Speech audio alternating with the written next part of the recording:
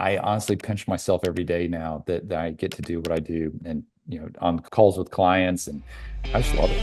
What's going on, y'all? I'm Alex Quin, and today we have Jon Ostenson from Franbridge Consulting. I want to hear all about how you got into the business and what you're up to these days. Like so many of your listeners, I started out in the corporate world and had a good run, but had that desire to do something a little more entrepreneurial and really kind of stumbled my way into franchising. If you were speaking to your younger self, it's totally worth it to continue to educate yourself and be part of these mastermind groups and continue to meet new people and continue to put yourself out there. I've got a forum of 7 other guys, and we take a couple of international trips every year, but we're just exchanging best practices in our businesses, in our investments. We do a lot of private investing together. In our health, we all track our HRV and all of our metrics on Whoop every night. Yes. Yeah, absolutely. Love that stuff. I love data.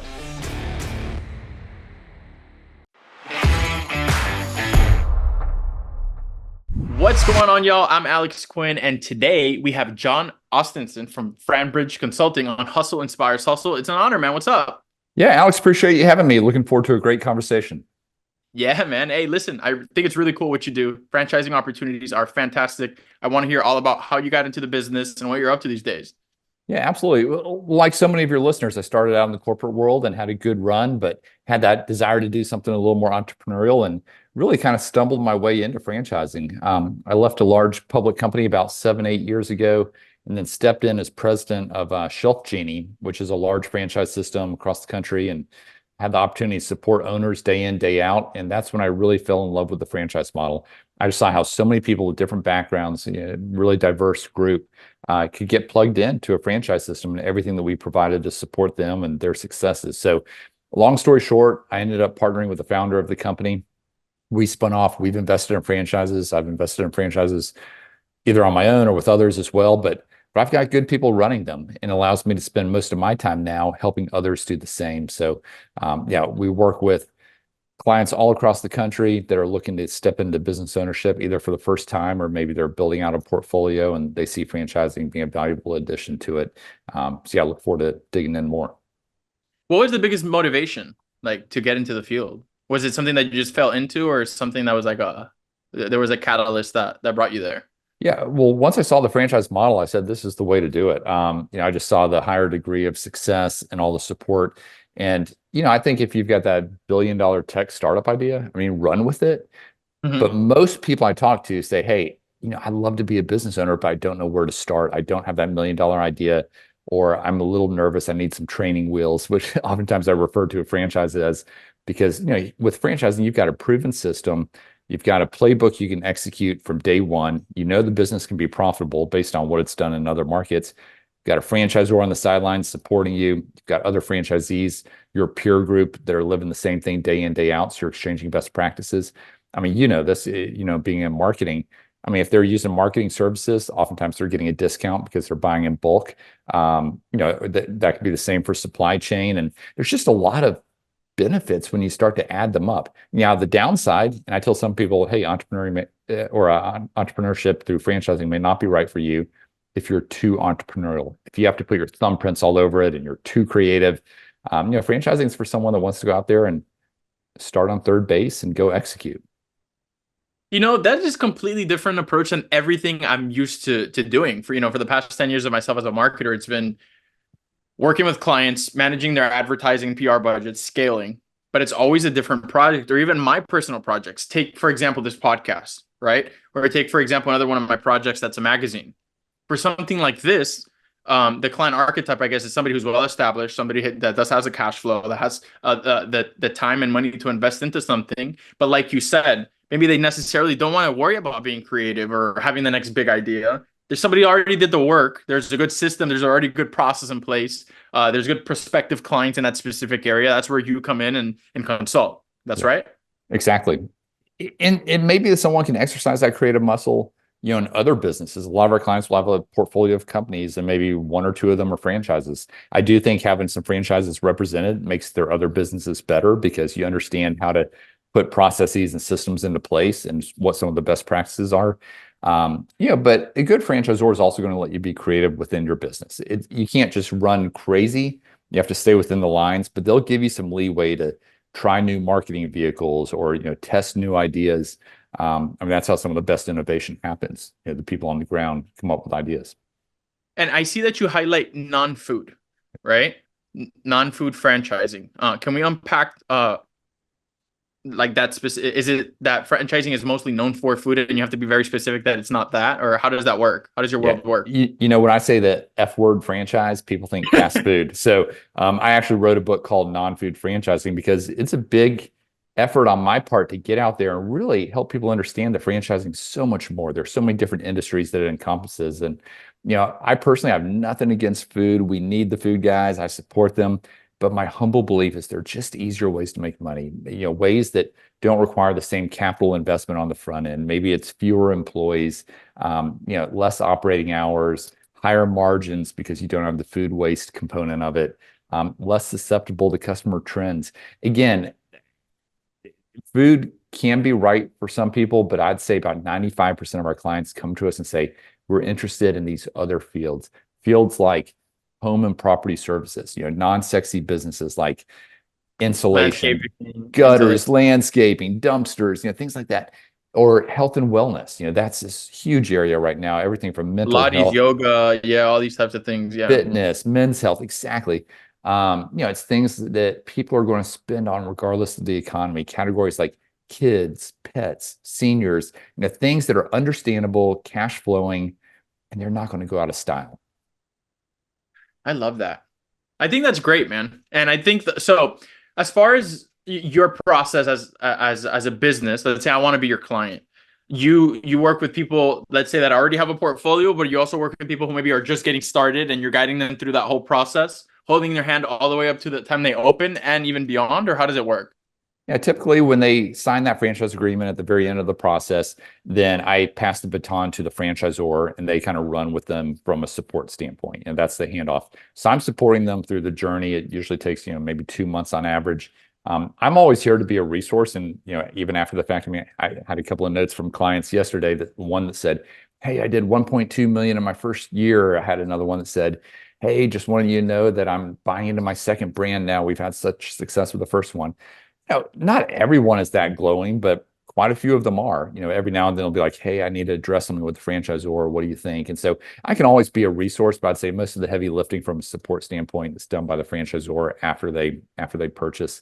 You know, but getting back to the model, I'm essentially a real estate agent, but for franchises. And so my clients never pay me a nickel. Think of me as a buyer's agent.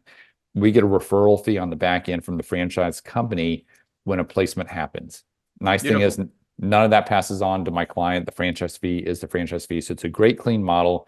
I take my clients through a very streamlined process where I essentially introduce them to the top 10 or so opportunities in their market that if I'm in your shoes, here are the available options that I'd want to be looking at given your situation. And how long has it been now that you're in the business? Yes, I've been in franchising about 8 years now, and you know, started off on the franchisor side, and then, like I said, consulting and franchisee side, about a little over 5 years now.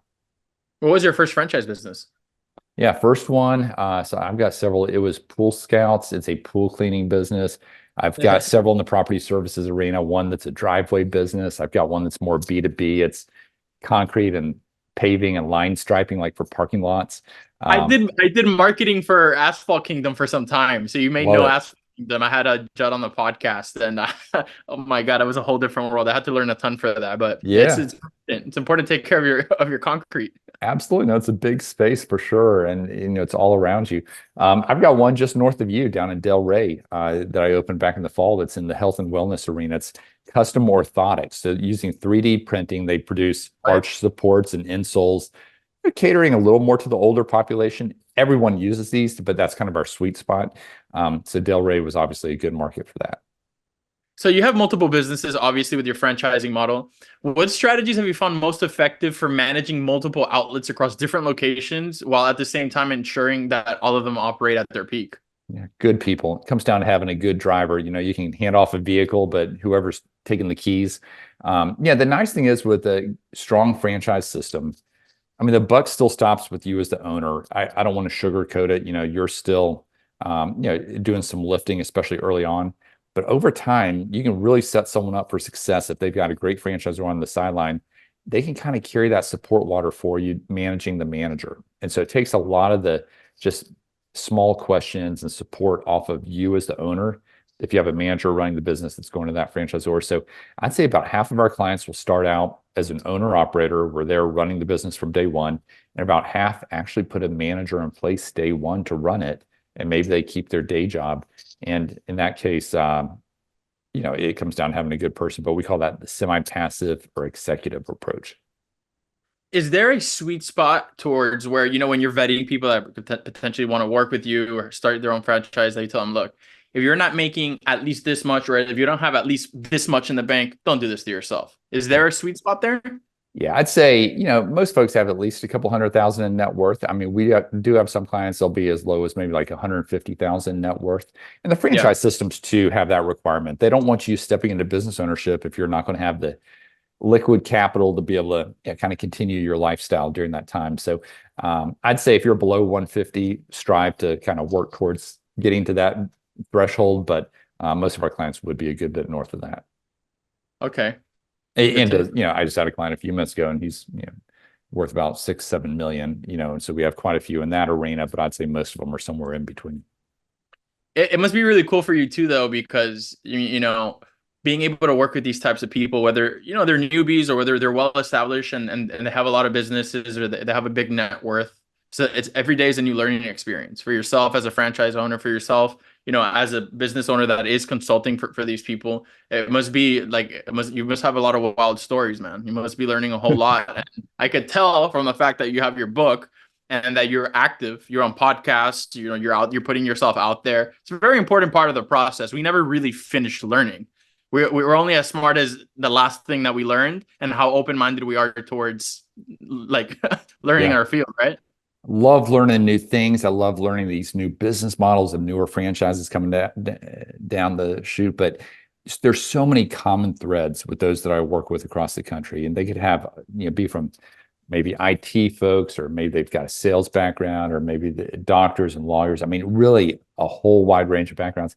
But so many of them have that innate desire to build their own empire. They're tired of building someone else's, tired of working for the man. And, in the case, let's say, of the doctors, in most cases, they're not looking to leave their job, but they want to get some semi-passive revenue streams going with the hope that one day they can step away. So I just think that there's something in good people that desires to build your own thing and build your own empire. And so I love being able to help people connect the dots and then kind of take that step into business ownership. Most of them for the first time, though there are some that have done it in the past. Quite a few of our clients, I'll point this out too, invest in real estate. I think there are a lot of synergies. I'd say more than half also invest in real estate. And more and more are coming our way from the real estate arena, just because there aren't too many good deals to be had in real estate right now, and the interest rates are high. And so we are seeing a lot of attention, just because business ownership offers another tax advantaged alternative investment within their portfolios. Absolutely. What do you think is one of the biggest misconceptions, or a few of the biggest misconceptions, about what you do? Yeah, I think a lot of franchising, again, people assume food when you say franchise. And so they, think about Subway, or maybe they saw a negative headline about McDonald's making their franchisees do X, Y, and Z. And so I think a lot of times they just don't kind of dig in for far enough to really realize, hey, there's so many needs-based businesses. I mean, oftentimes non-sexy industries. And, I think the other misconception is that why should, as a business owner, if I'm running the business, make it happen, why should I be paying that franchisor a royalty? Yeah. And I think it's a fair question. We want to ask that going through the exploration process, understand what kind of support. You want the support, you want the ongoing support, right? I mean, right. And what tangibly are you getting for that? Are these expenses that you would be paying for, on your own anyway, and instead it's just going through the franchisor? Or, so those are the kind of questions I think you want to understand, because not every franchise system is created equal. Just like any industry, you've got good players and you've got some that are not so good. And that's where we come in. I've been very blessed the last couple of years. I actually do more placements than anybody in the country. And so it gives me that visibility firsthand to see what's resonating with different backgrounds. How are they doing with their purchases after the fact? And, our biggest challenge right now is that we're seeing so much interest out there that good opportunities are moving fast in good markets. So I'm always working my relationships with the franchisors trying to position my clients ahead of other candidates in their pipeline to have first choice and first dibs on the territory, because territories are just flying right now. Yeah, there's a lot of people looking where to park their money, and I guess if anything, there's a lack of solid, stable businesses that are trustworthy, have been around long enough, or show that promise for people to be able to line up and get it. I see that. I could totally see that. Yeah, The issue is not franchises not working. The issue is finding the ones that do, and there's a million people for every one that does work. yeah, no, fair enough. And you kind of briefly touched on another idea, and that's buying an existing business, right? Where you're not, bringing a franchise concept to market, but just buying a business that's been running. A lot of my clients love that idea and come to me and say, "Hey, I've been looking for a while, but I still haven't found what I'm looking for." And the challenge there is, you do have a lot of eyeballs on any businesses that are up for sale. And most of them, when you pull back the covers and do the due diligence, the numbers don't shake out the way they originally did in the beginning. Once you pull back the curtain. So, with those businesses that are existing ones, people like the idea of, hey, maybe it's cash flowing from day one, and I've got a team in place, and I've got a customer base in place. But the challenge is, what if your best people leave the next day? Whenever you have a change in ownership, there's going to be some upheaval, right? Things are going to change. You could lose some of your best people. You may lose some of your best customers. And here's the problem. You don't have someone on the sidelines in your court supporting you like you do with a franchise system. And you've also paid a multiple for that business. So to me, a lot of our clients say, hey, that seems less risky. To me, it seems more risky to pay a premium for an existing business in a lot of cases. Now, there are some that are great purchases, but I'd say most of them are not. No, I hear that. I hear that. Either way, it's a risk, right? I mean, it is what it is. So, in regards to non-food franchising and that being a unique niche, what drew you to it? Was it maybe that the margins in fast food weren't so great? Was it that you just don't like the way the fast food model operates and there's a lot more simple ways to do it? What makes you lean towards one side? Yeah, with food, again, I support those guys, but I think they typically they want their owners to be very hands-on, especially in the early going. They want owner operators, which again, half of my customer base is looking to be semi-absentee. I just think, if you own 50 Jimmy John's, you're going to be doing just fine. The problem is so many of the good food opportunities, are sold out in the markets. If it's a household name, it's probably sold out in most of the territories in your city. So you're going with newer franchise brands. That's fine, except you're putting in so much capital to build these out, and they're so susceptible to consumer whims. I mean, let's think about the frozen yogurt industry, for instance. That was all the rage until it wasn't, right? That was all the rage until like 2017, Yeah, I mean, 20. I still like it, but it has definitely died off, right? You don't Yeah, see yeah. new froyo places opening up. And No. so, also you're dealing with, workers that are hourly employees. Now, that would be the case in some of these other businesses too, but I'd say it's almost entirely hourly employees in this case.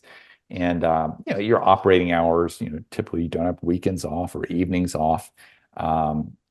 And you oftentimes do have lower margins just on average. So when you start to stack it up and then you compare it to some of these other opportunities, there's just a compelling case to be made for some of these other ones. So it must be actually really cool for you, man, because you have all of these relationships with all these franchisees and everybody else involved in the business. You almost kind of like get first dibs on yourself when you see something really cool. You could almost snatch it up if it's the right thing, huh?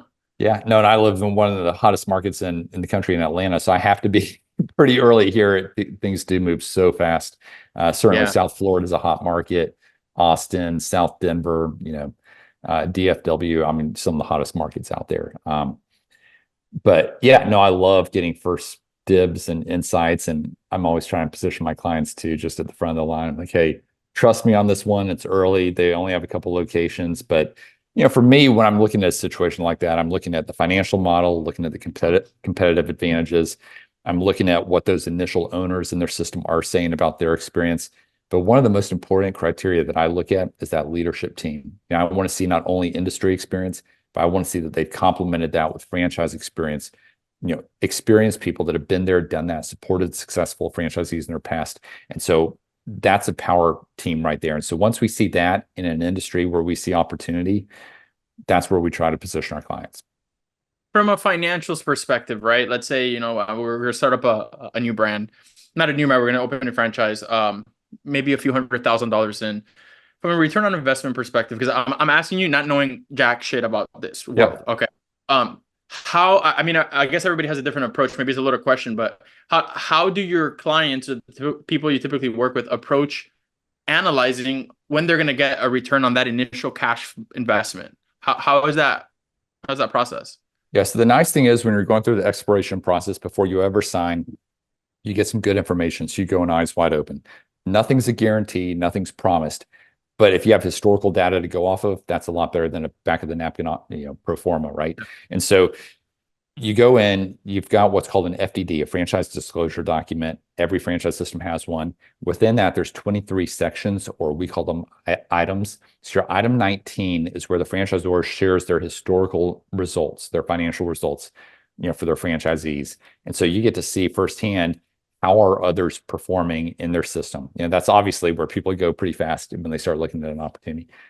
You also get to talk to other owners through what we call validation. Before you ever buy, you get to hear about their experience, ask them about their ramp up. I always tell my clients, even though I think my clients are sharper than most out there, hey, let's go in conservatively. Let's assume that it takes, a little bit longer to ramp up. Let's assume the margins aren't quite as strong as they were in the FDD. Let's just take a conservative approach, make sure there's enough meat on the bone. So you do have that visibility going in. I'll give a brief example. I'd say a lot of the opportunities our clients are getting into right now, when you look at the franchise fee, the startup cost, and the working capital, you're somewhere in that 150 to 300,000 ballpark.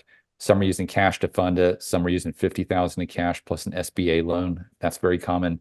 Some are using an old retirement plan and rolling that over through what's called a ROBS program. And I'm happy to get into more detail on all that. But let's just say, here's an example. Property services business our clients got into last year. Probably, I think I had 12 clients purchase this. It's got strong financials. Not everyone's quite this strong, but it'll be a good just kind of illustration. All in investment for 2 territories, you're right around 250,000 that you put into the business. Now, if you're running the business, on average, their franchisees are doing about 1.5 million in revenue.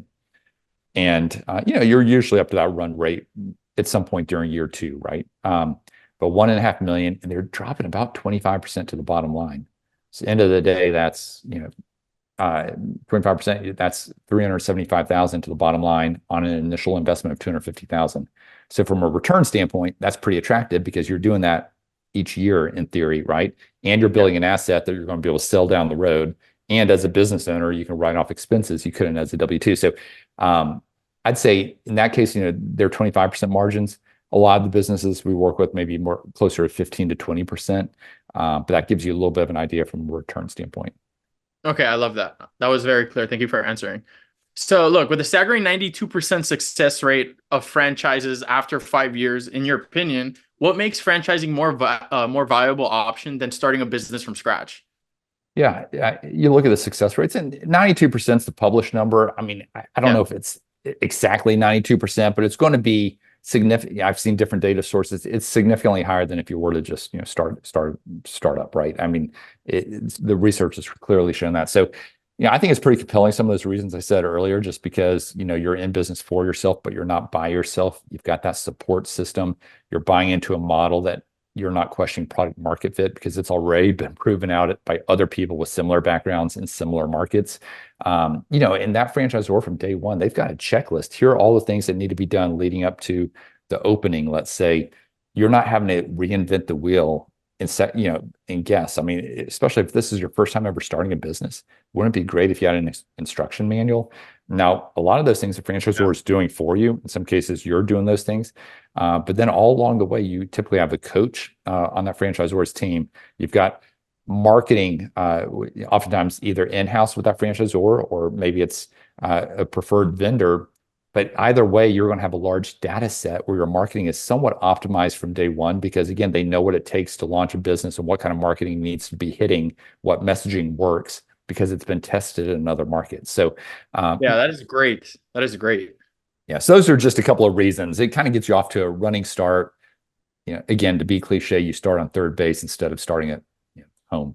Yeah, I like when you said that when we started off that you start on third base because the historical data, the value of being able to have conversations with all the franchisees, perhaps before you purchase, before you invest, all of these different points of view. It's not like, let's say you're talking to one pizza shop owner and you're thinking of buying this pizza shop and you only have his books and maybe his shit isn't together. You know what I'm saying? But this is completely different because first of all, they got you, okay, and you have your experience, and then you got these conversations that they're able to have.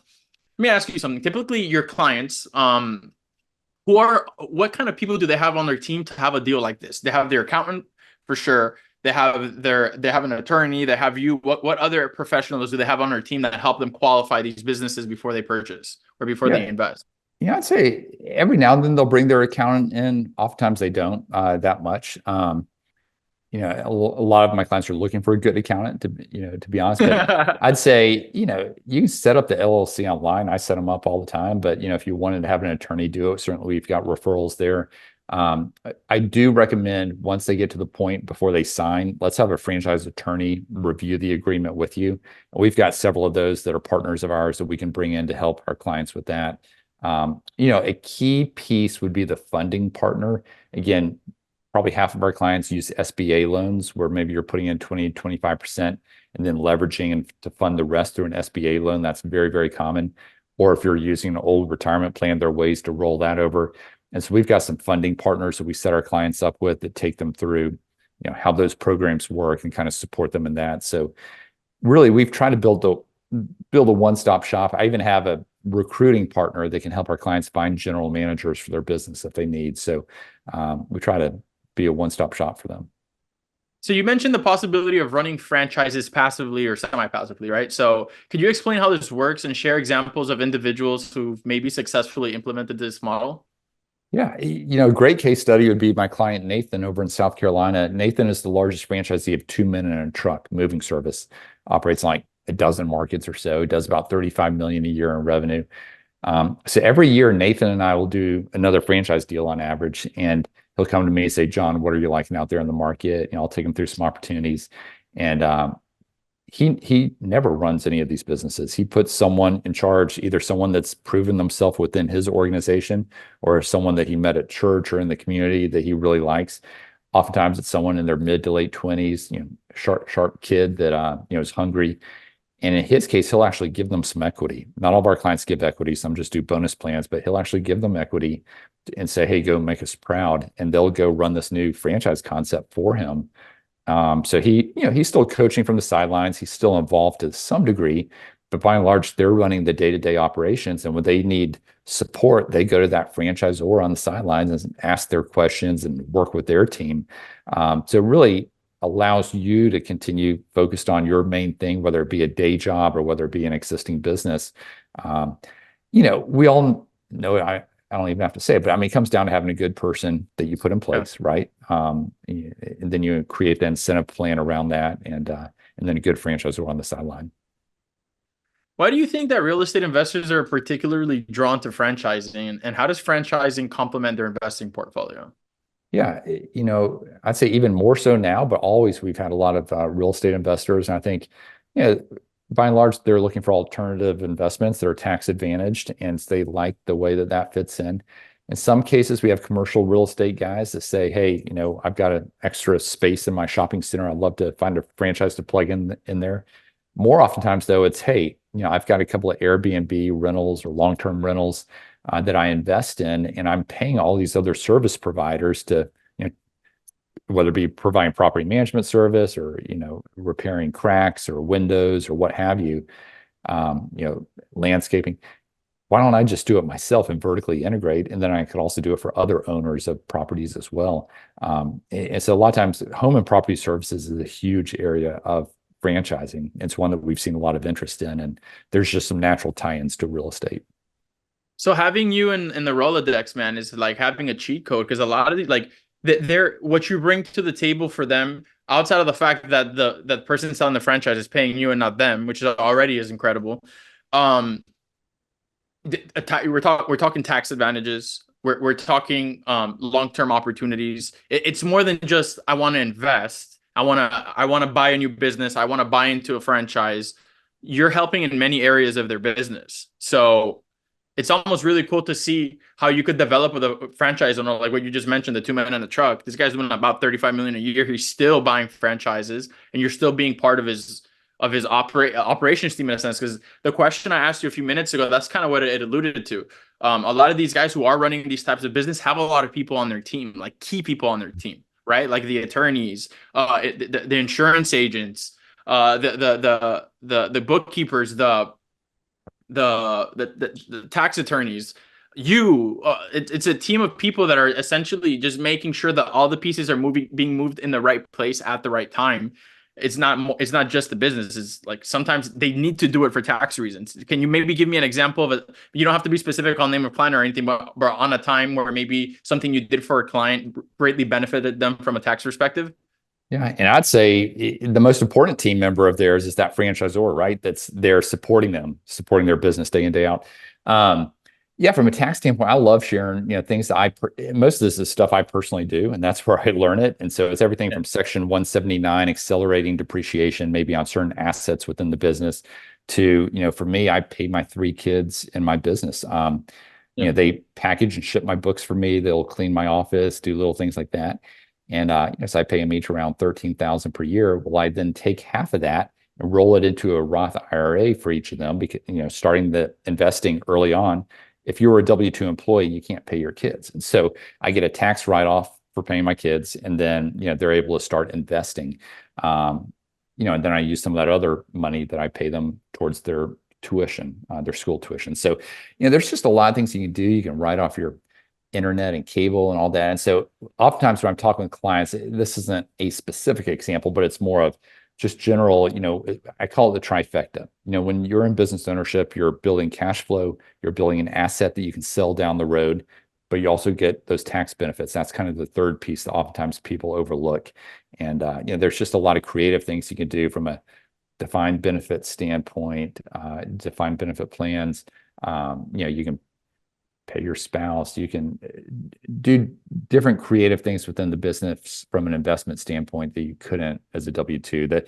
The tax code's written in the favor of investors, largely real estate investors and business owners, because that's what the government wants to incentivize because we're the job creators, right? And so they Yeah. give you these special tax breaks. I recently had Tom Wheelwright, author of Tax Free Wealth, on the podcast, and we Yeah, had a great conversation great about guy. that. Yeah, and I like to learn a lot about. There's also a book that's written by anonymous author. It's called Tax Loopholes. Pretty good stuff. Yeah, man. Honestly, people don't like taxes, but at the end of the day, if you learn to work with the government knows what it wants to invest in. The government knows in which direction the country's heading, and if you are incentivized, you're going to be incentivized by investing into those areas. Um, with that being said, because we're having this isn't your average investment. Oh, let me do a startup. Okay. You have to be standing on solid ground to do something like this. With that being said, what is the average age range of your client base? I'd say the youngest client I've helped is probably 24 years old, and he's absolutely killing it up in Charlotte, North Carolina. And I've had clients in their 60s, but I'd say most of our clients are somewhere in their 30s to 50s. I'm 44 years old. For some reason, I attract a lot of folks right around my age, but I'd say 30s to 50s would be the sweet spot. And would you say a majority of your business is word of mouth because you've helped a lot of folks already and you've already built those relationships? Or would you say you attributed a lot of it to you being out there in the media, putting yourself out there as an author, as a communicator? Yeah, great question. I'd say half and half. About half of my business comes through referrals, whether it be client referrals or just, I'm kind of known as the franchise guy in a lot of circles. And so people Yeah. send folks over. But then the other half would be doing things like LinkedIn. I've got a large following out there. I try to put out great content. I go on podcast. I put the book out there a little over a year ago. And so, yeah, I'd say that more of the marketing angle. I don't do a lot of true paid marketing just from a digital standpoint, but I put a lot of good organic content out there and then love going on shows like yours and Yeah. be able to speak with just an amazing, amazing audience. It's a great tool. It's a great vehicle. And it's also a great vehicle to be able to capture content to share, especially, for example, you just mentioned LinkedIn. You have a great community on LinkedIn. Things like this, well, I'm sharing this on LinkedIn, so we'll Yeah. definitely put it out for your audience. But these things are very, very important. Let me ask you another question. You're able to run your business from home, correct? Yeah. So that's one of the biggest blessings and one of the biggest opportunities is being able to do that. Because like you said, you're a father, you're a father that's mentor, that's present, which is important. That you're teaching your kids early on how these things work because there's a lot of things, there's a lot of shit to learn, man. If you're just let's say, for example, let's say you're just getting into the business. Say you're 25 years old. There's a lot of people already ahead of you. Because, for example, these kids that have been putting in work, studying, or their parents have been drilling into them certain things, they already got 5, 10 years head start. So there is a lot to learn to be a business owner. There's a lot of mistakes to make before you actually know what you're doing, because none of us really know what we're doing. And I guess the beauty of what you're saying here is like, you know, all of my businesses from the jump have been, I start from zero, I grow it. With this, it's kind of like there is a blueprint already. I guess the barrier to entry is the cash, but then again, it's not as difficult because you do have other creative opportunities to be able to get people funded, which is a great tool as well.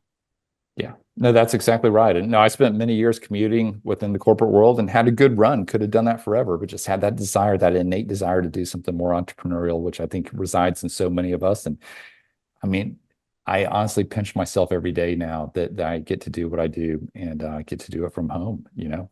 I travel a good bit. I'm a part of several different mastermind groups and stay pretty active, but I love it those days when I know I'm going to be at home working and, you know, on calls with clients. And I just love it. So you would say that if you were speaking to your younger self, it's totally worth it to continue to educate yourself and be part of these mastermind groups and continue to meet new people and continue to put yourself out there. Yeah, you know, I love the title of your show. It reminds me of a line that I oftentimes use: activity breeds activity. I think getting involved, getting plugged in, you know, the Entrepreneurs Organization is one of the groups that I'm a member of. And, you know, just rubbing shoulders with, you know, I've got a forum of 7 other guys, and we take a couple of international trips every year. But we're just exchanging best practices in our businesses, in our investments. We do a lot of private investing together. You know, in our health, we all track our HRV and all of our metrics on Whoop every night. Yes. Yeah, absolutely. Love that stuff. I love data. You know, but you know, family, spiritual, all of that, we're kind of making each other better. And I learned little hacks from them. I think I contribute a good bit of tips to them as well. And you know, the community and who you surround yourself with is so important, especially as a business owner. So what's your dream, man? Like what's the ultimate goal for you? Like what does John want to do, like big picture? Not that this isn't big picture, but I'm sure somebody as ambitious as you with so many things going on that you must have some wild ideas in that head. Yeah, you know, that I'm in that season of life at 44 where I'm thinking about, you know, what's really most important and how I allocate my time and, you know, finances. And my wife and I have some pretty aggressive giving goals over the next couple of years, you know, just some organizations that we're passionate about, like the Tim Tebow Foundation, our church, different groups that we I really saw want. a video of him this week that he was Yeah, talking. Was he speaking with Congress? yeah, yeah. That All was about pretty deep, man. That was sex. I hadn't seen that side of him. That was Yeah, interesting. sex trafficking with children. It's the stuff that breaks our heart. And so we've gotten behind his organization actually in a pretty big way financially. We spent some time with him and his team down in the fall, Hmm. back in Jacksonville. And yeah, it's stuff like that. We want to get the word out there. We want to be able to support them. I mean, that's an incentive to me to work hard. I mean, I'm in a place I could retire now if I wanted to. I'm not going to, but now I want to be able to help more people, but also help more causes we care about. So, yeah, I'm still fine tuning exactly what that 10-year plan looks like, but pretty crystal clear on what the 5-year plan looks like. And it's, you know, essentially making a lot more, helping a lot more people, and being able to steward what we have in a responsible way. Yeah, and with that comes a lot of learning. That's right. That's right. Never stops, Absolutely. man. Just when you think you know so much, this whole other world opens up. It's like, Well, oh my God. I'll Kind of tell like you this what, conversation with me and you. what humbles you the most is when you have kids, right? And I mean, my 12-year-old Yeah. son, I'm like, whoa, I've never done this before. How do we respond to X, Y, and Z? You know, so my wife and I are always Yeah. scratching our heads, doing our best. It's almost like in business, there's things that you just innately are able to do and just handle, but like certain things of fatherhood is like, holy crap, how the hell am I gonna handle this one? But we figure it out. We And do. I think every great entrepreneur who hasn't had the privilege and the blessing of being a parent, I think it makes them 10 times better from so many perspectives, from a perspective of patience, from a perspective of understanding, from a perspective of mentoring, coaching, watching what you say, watching how you act. I think all of those things are things that we don't really think about every day as much until we have a tiny little human looking at us and we understand that that they're going to mirror whatever we are. And I think that makes us better people in general. Yeah, I think that's very well said. Totally agree. So with that being said, how do you want to be remembered? Yeah. Yeah, I think someone that again, stewardship's very important to me. So I think I stewarded the opportunities, the resources that I had. And I want to set that example for my kids. I spent some time with the one of our masterminds with Hobby Lobby, David Green, their founder last year. And this guy gives away half of his profits every year. That's literally billions of dollars to causes that he cares about. And talk about leaving a legacy. And we talked with his kids, we talked with his grandkids. I'd love to be just a sliver of how David Green is going to be remembered. And that is someone that, understood the bigger picture and gave generously and impacted many in a very positive way. What a great network, man. Super cool to have you on here. Where can we find your book, man? Where can we learn more about what you do, what content you put out? Where can we educate ourselves? Yeah, would love to share a free digital copy of my book, Non-Food Franchising, with all of your listeners. If you come out to our website, franbridgeconsulting.com, F-R-A-N, franbridgeconsulting.com, just share your email address. We'll get a copy over to you. And then if you're ready to take a next step, I'll have my assistant reach out when we get your email, and she'll offer up, my calendar. If you're looking to explore business opportunities, happy to take you through the process. So would love to engage. And yeah, certainly if you're on LinkedIn, like I said, we put content out there most days just under my personal profile. So would love to connect with you on there. Yeah, I'm gonna connect with you on LinkedIn after the call because I didn't have you on LinkedIn. It's been a very valuable tool for me over the last few years. It wasn't as glamorous before for everybody, but once you realize its true power and its true reach and the actual quality of people that are on there, the sooner you get on there, the better. Absolutely, 100%. Hey, Jon, it's been an absolute pleasure to have you on the podcast, man. Hopefully, it's not the last time. And hopefully, one day I reach out to you and maybe start doing something a little bit different. I'm used to bootstrapping it and doing everything from zero, but it doesn't always have to be that way. So it's great to know that we have you in the circle, in the community. If you're listening to this, you loved it, you want to learn more, go to hustleinspireshustle.com/podcast, and you find our episode. And I'm going to link everything we talked about today, the book, the LinkedIn, his website, maybe even some interviews or previous podcasts that he's done. If you don't go to the website and you're listening on a streaming app, go on the episode. And on the episode, you'll find the show notes and you'll be able to find everything we talked about today, including his social medias. With that being said, I'm Alex Quin. This is Jon Ostenson with Hustle Inspires Hustle. See you on the next episode.